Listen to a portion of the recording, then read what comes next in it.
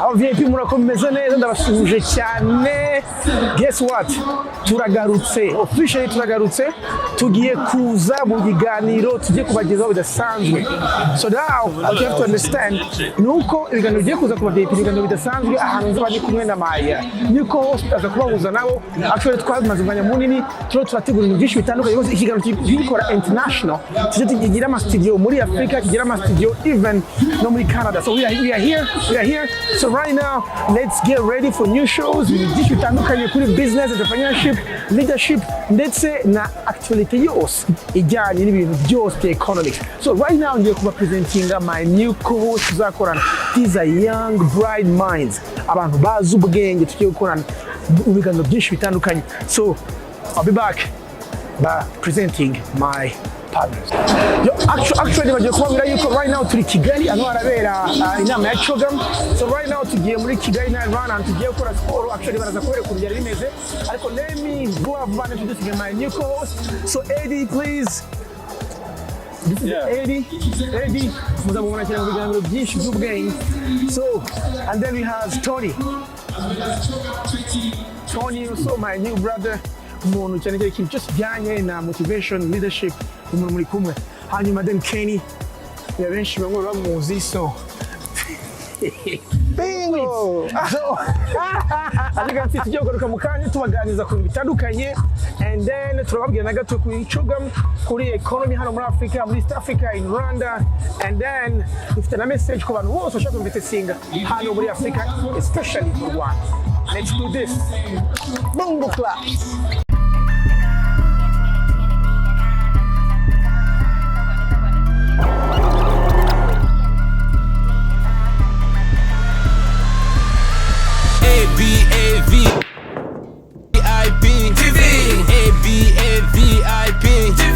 Turn your dreams to reality. Think different, leave a legacy. Yes you can, yes you can, yes you can, yes you can. If you see it, you can have it in your pocket. Abavip TV, Abavip TV. Coach Gael.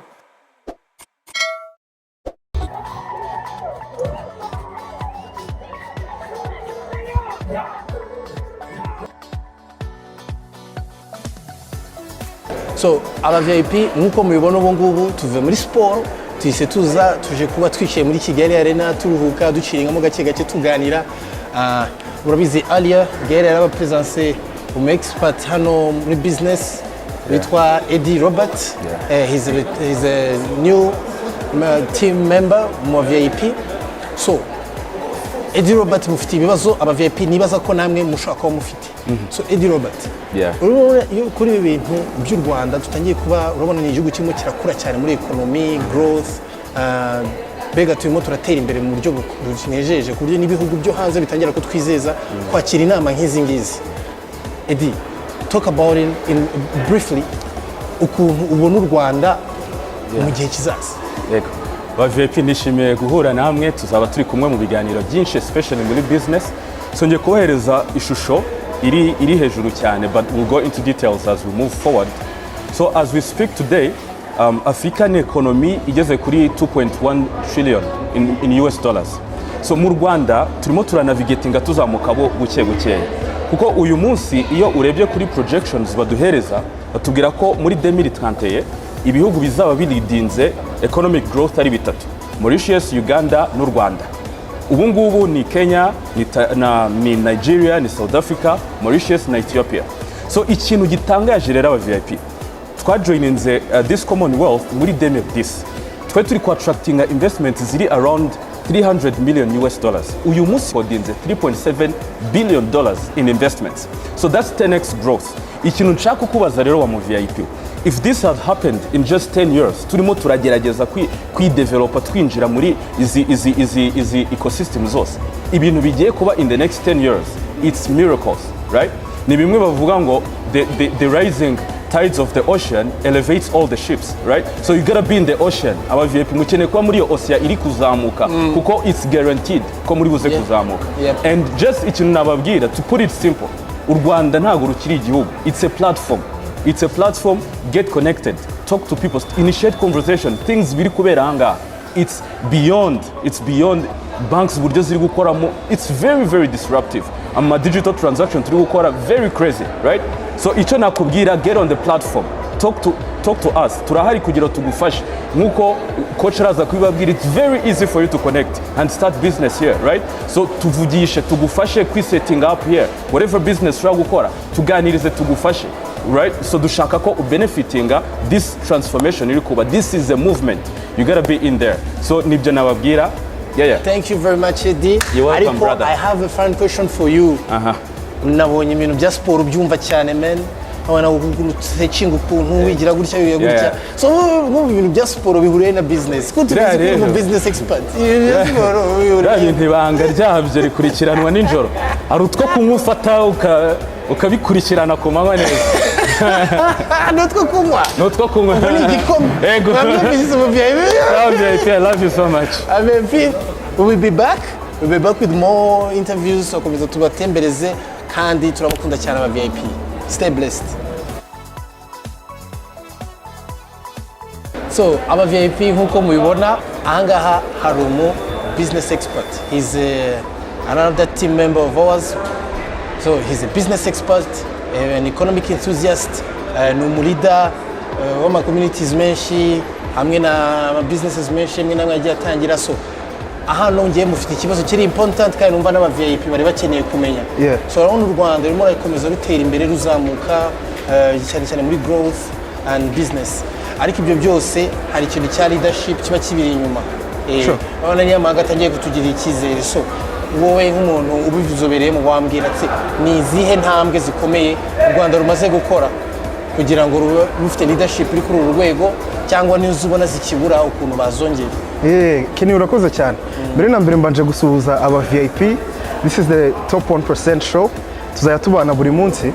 So ndabararitse ntimukabure ntimukamisinge.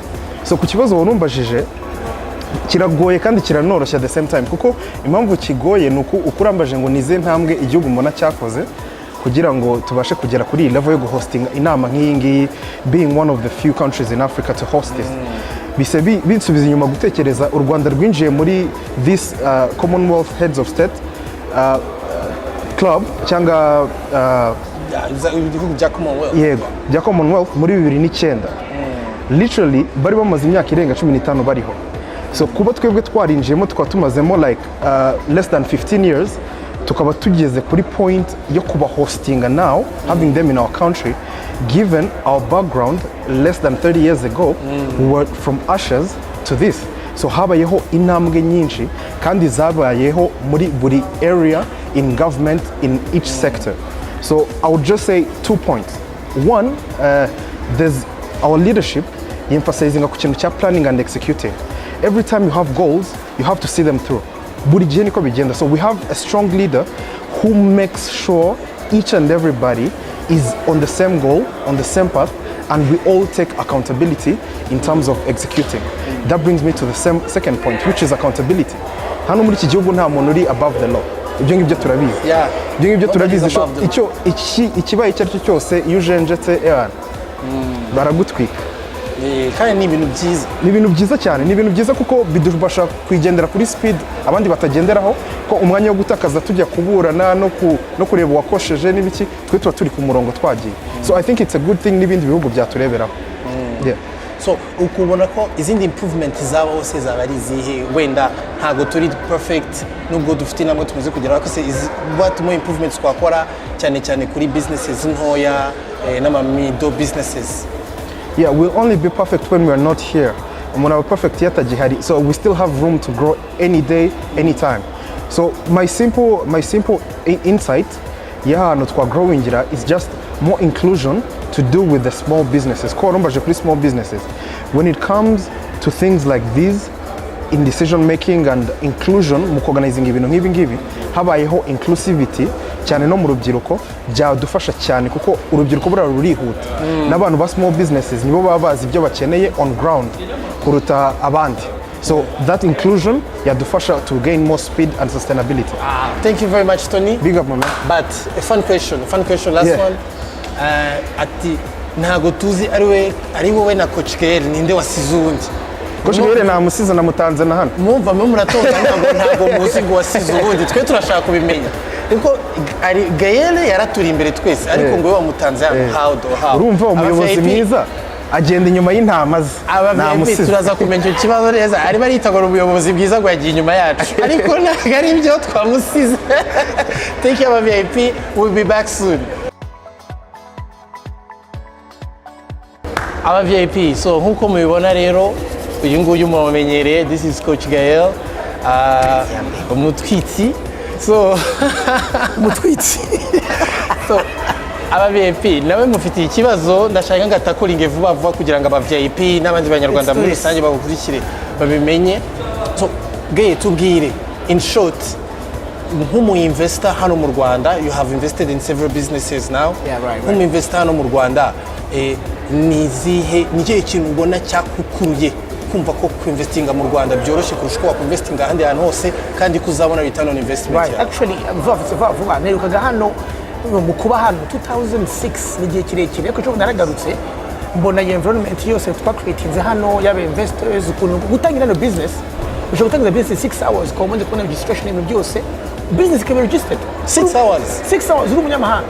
Ibi ni ibintu technology ni wacu muri Amerika idahari, so ni ikintu navuze ni you know what nibakomeza nibaza ko bagenzi banjye bagiye muri details na numbers turabigarukamo neza ariko hanga hari opportunities nyinshi ku buryo ndabwira diasporas fellow investors actually ngiye nisubiro nzabazana benshi hano twazanye already. We have to come and invest here, this is the future, and also in Africa in general. There are so many opportunities tuzazivuga mu video atandukanye ibintu twakora, but it's great, you know, the environment, the politics, the leadership, everything. So Abavip bagume baturebe the 2% show kubera kugira ngo ibyo bintu byose bazabone live muri iki gihe. Abavip hari show nshyashya 2% show n'umuriro ni ibintu bishyashya, a lot of things tuzatubaganirizaho kuva ku leadership, education, cryptocurrency, ibintu byose, investments. So it's something that's going to be big kandi tukabikira no mu ndimi zitandukanye kugira ngo bibe more international. So twatinze tubahishiye ibyiza, so urabizi nkuko isanzwe, we love you so much. Agiye gushya Abavip murabyumvise rero bivuye mu kanwa ka Coach Gael. Ariko Coach Gael, I have one last question. Yes. And it's a serious question now. Yeah. Ko tubizi kuri umusaza ushaje uturuta wafite ufite imyaka mingahe? 70. Kuki wadusize? Bababwiza ukuri. Murabizi iyo witwa coach gomba, you know, kubyerekana kuri coach. Abana n'abasore batoya dusha imyaka ariko n'abakimbije, you know, abantu benshi muranzi ko usanzwe ndinuza ariko rero ibyo by'ikigali bitangiye kundyohera ariko ndonda foko ngira ariko still ngomba kureka abandi basaza no mu Rwanda yuko mbarenze yiruka nk'ikimodoka yaducagaho tugasigara tuvibra. So Abavip, we love you so much. We'll stay tuned. We still have more content to put out. Kandi turabakunda. God bless.